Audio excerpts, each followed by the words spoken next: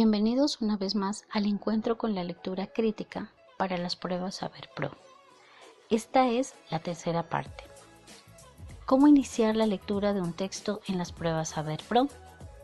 Para comenzar, es preciso decir que el lector, como actor de la comprensión textual, debe contar con varias estrategias para cumplir con los objetivos de la interpretación. Así, estas estrategias están basadas en una serie de actividades interconectadas que poseen objetivos en común. Cada persona genera sus estrategias a partir de lo que aprende, a partir del ejercicio. ¿Por qué usar estrategias en el desarrollo de lectura crítica? Muchos expertos coinciden en que es relevante organizar acciones que permitan valorar contenidos de un texto. También es significativo organizar estrategias para delimitar los objetivos que cumplen los diferentes textos. Por ejemplo, cómo cumplir una inferencia, cómo cumplir un tipo de texto, cómo reconocer estas evidencias a la luz de una interpretación. Es preciso mencionar que la lectura crítica no es un proceso que surge en pocos momentos. Es un proceso que debe ser generado a partir de la experiencia del lector. Por lo tanto, se requiere tener hábitos de lectura para poder desarrollar las tres competencias que antes ya se habían mencionado. ¿Qué tipos de textos podemos encontrar en las pruebas Saber Pro? Para ese efecto, se clasifican los textos en continuos y discontinuos, pero también hay una clasificación un poco más específica para que el lector pueda comprender mejor las situaciones y los objetivos propuestos en esta lectura crítica. Revisemos algunos de ellos. De acuerdo con la función apelativa o persuasiva, existen textos basados en la parte argumentativa. Estos son los ensayos, el editorial, la crítica, los afiches. Estos textos tienen una estructura particular conocida como tesis, argumentos y conclusiones. La otra forma de clasificación corresponde a los textos que cumplen una función expresiva. Son aquellos, por ejemplo, como la novela, el cuento, el relato, que dan a conocer personajes, tiempos, espacios, y están organizados en inicio, nudo y desenlace. Por su parte, hay unos textos que cumplen una función informativa y son evidentes en las pruebas Saber Pro a través de las noticias y reportajes. Es relevante entonces mencionar que estos textos tienen una introducción, un cuerpo y conclusiones.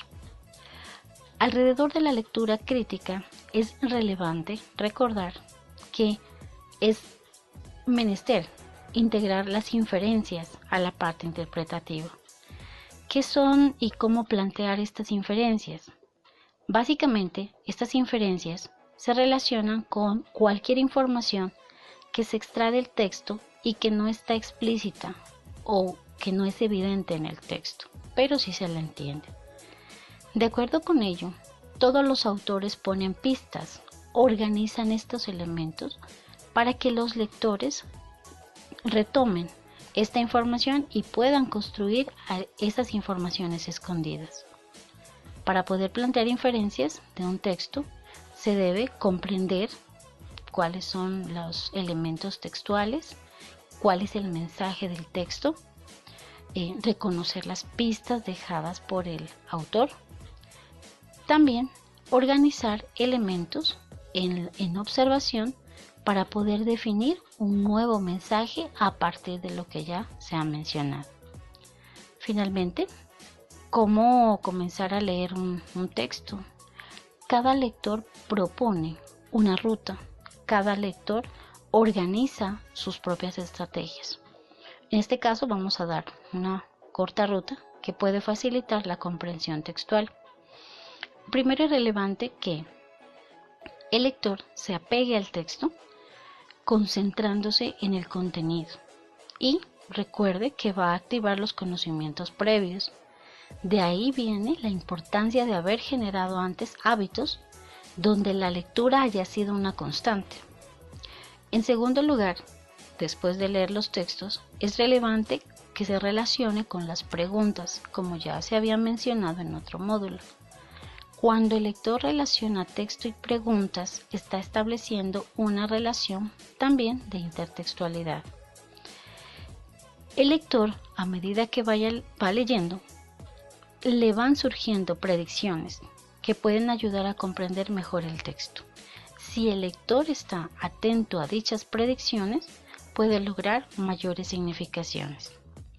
Un dato muy importante es que este lector debe conocer el idioma y los elementos propios del lenguaje, como por ejemplo signos de puntuación, conectores, deíticos, es decir, esa estructura gramatical que facilita la escritura, por supuesto la lectura y la interpretación de los textos.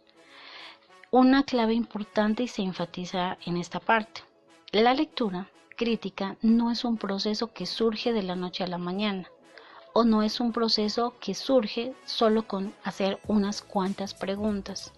Debe haber una interpretación adicional, debe haber una ejercitación adicional, con antelación, para que los lectores puedan generar un bagaje cultural y puedan cumplir el objetivo de la lectura crítica, como es valorar, criticar, juzgar los textos que están leyendo.